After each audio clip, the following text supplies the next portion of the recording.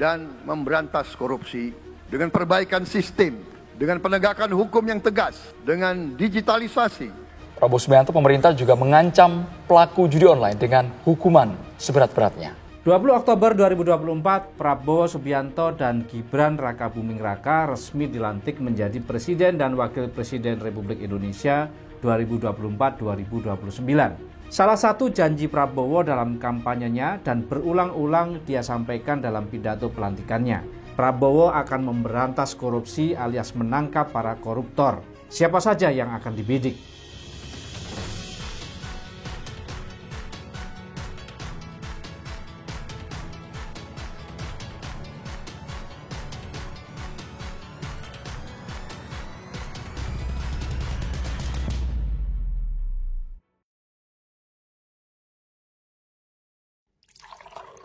Korupsi menurut undang-undang adalah tindakan yang menguntungkan diri sendiri atau orang lain secara melawan hukum, memaksa seseorang memberikan sesuatu, membayar atau menerima pembayaran dengan potongan, atau memaksa seseorang untuk mengerjakan sesuatu sesuai dengan kemauannya, serta menyalahgunakan kekuasaan. Pasal ini sudah sangat tajam sebenarnya. Namun, pasal ini bisa juga seperti pisau bermata dua kalau dipolitisasi. Siapapun bisa terkena tebas karena pasal korupsi, meskipun tidak bermaksud melakukan korupsi. Apapun itu, korupsi merupakan musuh bersama rakyat Indonesia. Gara-gara korupsi, Indonesia susah menjadi negara maju. Bayangkan, ada koruptor yang menyimpan uang triliunan rupiah berkoper-koper di rumahnya. Uang itu nggak ada gunanya kecuali hanya memuaskan nafsu kesenangan, keserakahan si koruptor itu sendiri. Ribuan triliun rupiah uang negara raib karena korupsi. Korupsi anggaran APBN, korupsi anggaran APBD, korupsi pajak, korupsi cukai, korupsi tambang, korupsi bantuan pemerintah dari pusat sampai ke desa, dan masih banyak sekali modus-modus korupsi yang lain. Kalau Prabowo bisa membereskan masalah korupsi, uang triliunan yang dikembalikan dari hasil korupsi itu bisa dipakai untuk membiayai APBN untuk program-program Prabowo 2024 sampai 2029. Siapa saja koruptor yang diburu Prabowo? Mengapa korupsi terjadi di Indonesia? Bagaimana dampaknya? Apa saja jenis korupsi dan bagaimana PR Prabowo untuk pemberantasan korupsi di Indonesia? Kita kupas dalam Kupi Panas FS. Jangan lupa untuk like, komen, dan subscribe agar tidak ketinggalan konten Kupas FS. Saya Farid Subhan, kita ngopi dulu.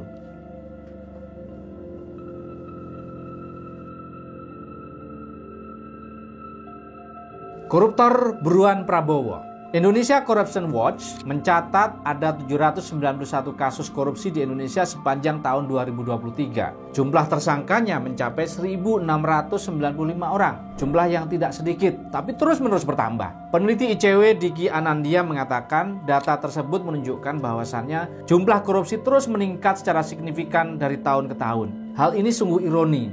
Masih banyak sekali rakyat Indonesia yang miskin dan kelaparan. Kata Prabowo, tidak layak negeri Indonesia yang subur, yang gemah ripah loh Jinawi ini harus menanggung penderitaan karena korupsi. Prabowo telah menangkap 28 tersangka korupsi hanya dalam waktu 10 hari. Yang pertama adalah PT Aset Pasifik. Kejaksaan menyita hampir 1 triliun rupiah dugaan korupsi terkait dengan Duta Palma Group. Kemudian kasus korupsi dana desa. Kepala desa dan juga sekretaris desa Talang Renah Kabupaten Bengkulu Utara ditangkap atas dugaan korupsi dana desa senilai 780 juta rupiah. Mungkin juga terjadi di banyak desa yang lain. Kemudian kasus Ronald Tanur. Kejaksaan Agung menangkap 3 hakim Pengadilan Negeri Surabaya yang diduga memberikan vonis bebas kepada pengacara Ronald Tanur. Kemudian kasus korupsi tol Padang Pekanbaru. Kejaksaan Tinggi Sumatera Barat telah menetapkan 12 ASN dari ATR dan BPN sebagai tersangka atas dugaan korupsi senilai 27 miliar rupiah. Kemudian PT Antam Tbk, 6 tersangka ditetapkan terkait kasus produksi ilegal logam mulia yang totalnya mencapai 109 ton. Kemudian kasus korupsi dana hibah NPC senilai 122 miliar. Anggota DPRD Solo, Kevin Febiano, telah ditetapkan sebagai tersangka oleh Kejaksaan Tinggi Jawa Barat. Kemudian kasus korupsi impor gula. Thomas Lembong, yang lebih dikenal dengan Tom Lembong, ditetapkan sebagai tersangka dalam kasus korupsi impor gula tahun 2015. Kasus ini merugikan negara hingga 400 miliar rupiah yang diduga ini akan membawa rentetan pejabat yang lain yang juga terlibat pada kasus yang sama. Gebrakan Pak Prabowo di tengah indeks persepsi korupsi Indonesia yang semakin merah, yaitu di angka sekitar hanya 34, hal ini sangat ditunggu-tunggu oleh seluruh rakyat Indonesia. Banyak korupsi terjadi di Indonesia. Bahkan semua orang mengatakan kalau korupsi itu menjadi budaya Indonesia. Sebuah teori menyatakan bahwa penyebab korupsi itu adalah gone, ya. Yang G pertama adalah greedy, keserakahan. Yang kedua adalah opportunity atau kesempatan. Kemudian yang ketiga adalah need, karena kebutuhan. Dan yang keempat adalah environment atau lingkungan. Seolah-olah kalau tidak korupsi itu malah salah. Korupsi banyak didorong karena manusia tidak pernah merasa puas atau tidak pernah merasa cukup. Kemudian selain itu aspek politik, di mana tujuan politik untuk memperkaya diri sendiri pada akhirnya menciptakan suasana atau ekosistem politik yang money politik. Semuanya akan selesai kalau dibayar dengan uang. Korupsi memiliki dampak multiplier atau dampak yang sangat luas, diantaranya pembengkakan anggaran pembangunan alias terjadi inefisiensi. Tindakan melakukan penggelembungan biaya seperti biaya pajak dan biaya investasi yang harus ditanggung oleh pengusaha akan mengakibatkan pembengkakan belanja. Karena korupsi, banyak pengerjaan proyek atau pembangunan yang tidak sesuai dengan standar kualitas yang ditetapkan karena uangnya disunat, sehingga hasil pembangunan menjadi cepat rusak.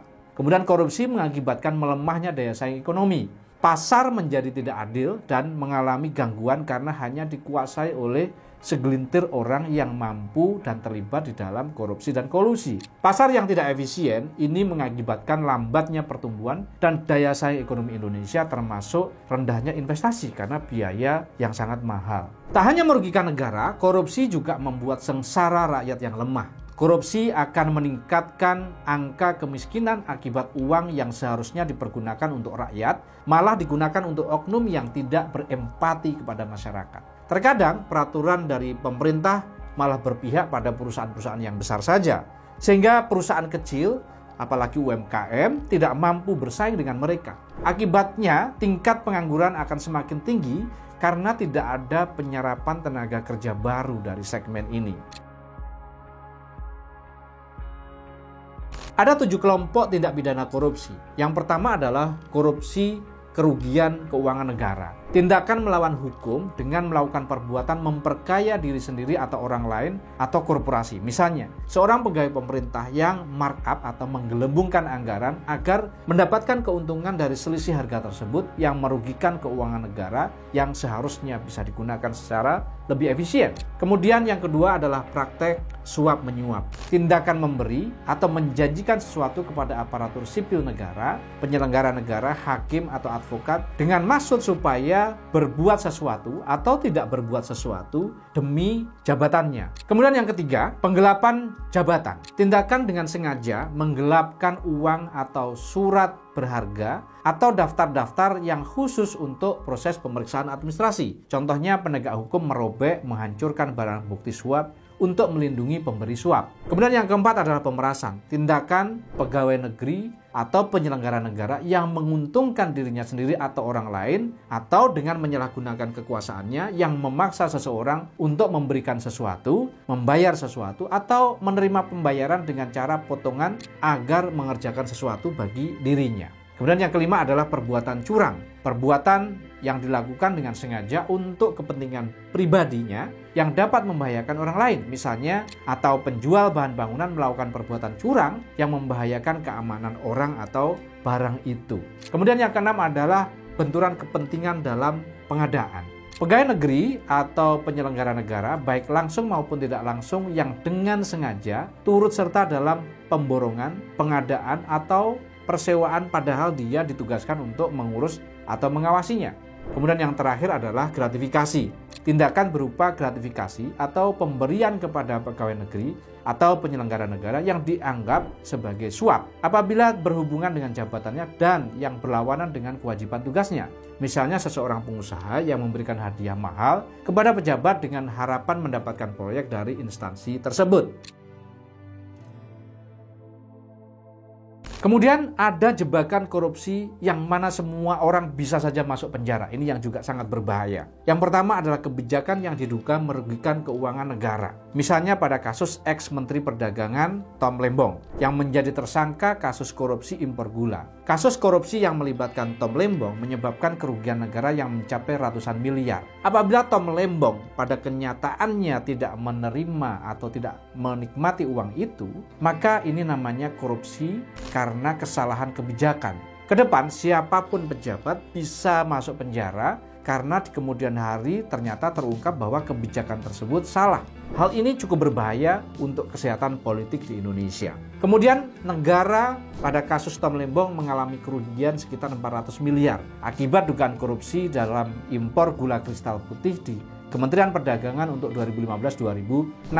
Kebijakan impor seringkali ditetapkan untuk menjaga stabilitas agar memastikan pasokan itu mencukupi. Namun perencanaan dan pelaksanaan terkadang kurang transparan serta pengawasan yang lemah membuat ada praktek korupsi di situ. Kemudian kebijakan administrasi yang menjebak. Kesalahan administrasi kerap sekali menjadi jebakan dalam korupsi bagi para pegawai yang bertugas di situ. Misalnya penggunaan anggaran sebelum persetujuan resmi atau pencairan anggaran dapat terjadi dalam keadaan terdesak seperti kebutuhan belanja pegawai atau pembayaran vendor. Akibatnya banyak pegawai yang harus bertanggung jawab secara hukum atas pelanggaran administrasi seperti ini.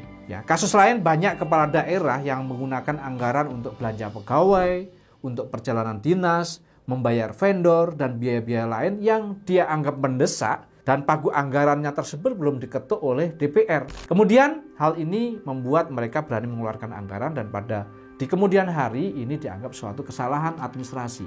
Kemudian kebijakan anggaran yang salah. Misalnya ada kebijakan dalam sebuah proses tender di mana vendor hanya boleh mengambil keuntungan maksimum 5%. Atau misalnya ditentukan biaya personalia yang harus diserap 70%. Padahal yang bekerja misalnya adalah karyawan perusahaan itu. Tentu tidak mungkin perusahaan itu kemudian sudah menggaji karyawannya, kemudian mengambil uang proyek itu dikasihkan karyawan lagi. Kemudian dalam prakteknya akhirnya terjadi ketidaksesuaian yang bisa memicu masalah pada waktu diaudit. Karena pada kenyataannya perusahaan itu tidak membayarkan uangnya kepada karyawan. Kemudian oleh pemeriksa ini dianggap sebagai tuduhan korupsi. Padahal di lapangan ini memang tidak sesuai antara kenyataan yang harus dilakukan oleh perusahaan itu dengan aturan yang dibuat oleh panitia lelang. Kemudian penanganan kasus korupsi yang disusupi muatan politis. Tidak dapat dipungkiri bahwa penanganan kasus korupsi seringkali disusupi oleh kepentingan politik. Sejumlah kasus menjadi perhatian publik tidak hanya karena kerugian negara, tetapi juga karena adanya indikasi intervensi dari pihak-pihak tertentu. Kondisi ini memicu dugaan adanya upaya politisasi dalam penegakan hukum, sehingga kasus korupsi bisa menjadi alat politik yang digunakan untuk menjatuhkan pihak lawan sebagai alat negosiasi di tingkat politik. Bagaimana PR pemberantasan korupsi di era Prabowo? Prabowo Gibran menempatkan beberapa isu pemberantasan korupsi di 8 misi presiden dan wakil presiden, yaitu di misi ke-7 untuk memperkuat reformasi politik, hukum, dan birokrasi, serta memperkuat pencegahan dan pemberantasan korupsi dan juga serta narkoba. Janji itu diantaranya adalah yang pertama perlu dilakukan dengan penguatan KPK. Prabowo harus berkomitmen memperkuat KPK dengan mengembalikan kewenangan yang hilang seperti wewenang penyadapan tanpa persetujuan pengadilan. Yang pertama adalah penguatan kewenangan KPK. Presiden harus berkomitmen untuk memperkuat kewenangan KPK di dalam melakukan pemberantasan korupsi. Tentu saja harus di dalam koridor yang benar. Yang kedua adalah reformasi birokrasi. Menurut Prabowo, salah satu akar korupsi adalah birokrasi Indonesia yang rumit dan tidak efisien. Ia berjanji untuk menyederhanakan birokrasi dan memperkenalkan sistem yang lebih transparan, serta digitalisasi untuk meminimalkan risiko korupsi.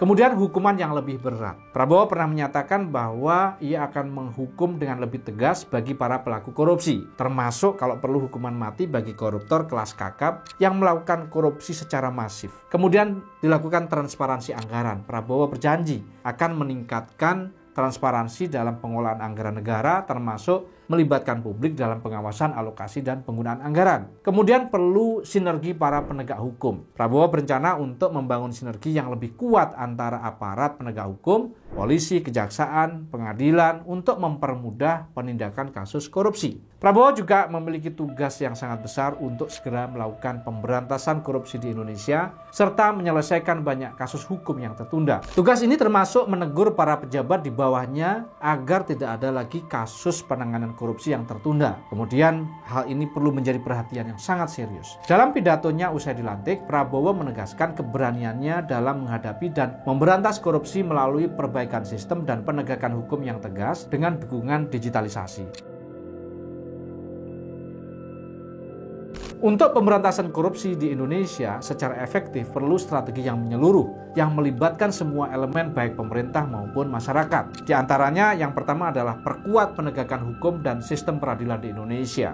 Sistem peradilan yang kuat dan independen adalah fondasi penting. Penerapan hukum yang tegas dan konsisten terhadap pelaku korupsi, termasuk hukuman berat bagi oknum pejabat tinggi, dapat memberikan efek jera dan menciptakan kepastian hukum. Kemudian yang kedua adalah penerapan teknologi dan digitalisasi pada pemerintahan. Penggunaan teknologi digital dalam layanan publik dapat membantu mengurangi peluang korupsi dengan mengurangi kontak langsung antara petugas dan masyarakat. Sistem pemerintahan terintegrasi yang transparan seperti e-budgeting, e-procurement memungkinkan pelacakan setiap aliran dana sehingga sulit disalahgunakan. Kemudian yang ketiga adalah membangun integritas dan budaya anti korupsi. Memasukkan nilai-nilai pendidikan anti korupsi sejak dini dari TK, SD, SMP sampai perguruan tinggi di dalam kurikulum sekolah akan membantu untuk meningkatkan kejujuran dan integritas pada generasi muda yang akan datang. Para pemimpin di berbagai level harus menunjukkan keteladanan dalam hal integritas, akuntabilitas yang menjadi contoh yang baik bagi bawahannya. Kemudian yang keempat adalah transparansi dalam anggaran dan pengeluaran publik.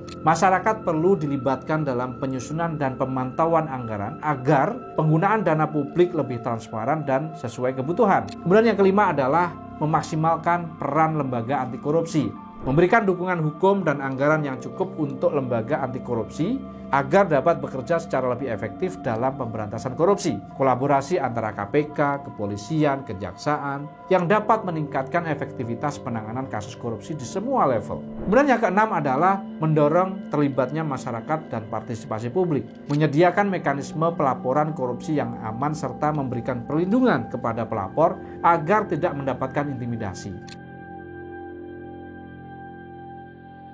Pemberantasan korupsi yang efektif membutuhkan kolaborasi semua pihak, mulai dari pemerintah, penegak hukum, organisasi masyarakat, masyarakat sipil, hingga masyarakat umum. Semua ini harus menjalankan tugasnya secara tegas, dibantu dengan digitalisasi dan penciptaan ekosistem antara pemerintah dan masyarakat yang bersih dan juga transparan. Perbaikan masalah kebijakan anti korupsi yang jelas, adil, dan transparan. Jangan ada jebakan korupsi yang tidak jelas sehingga aturan menjadi rusak.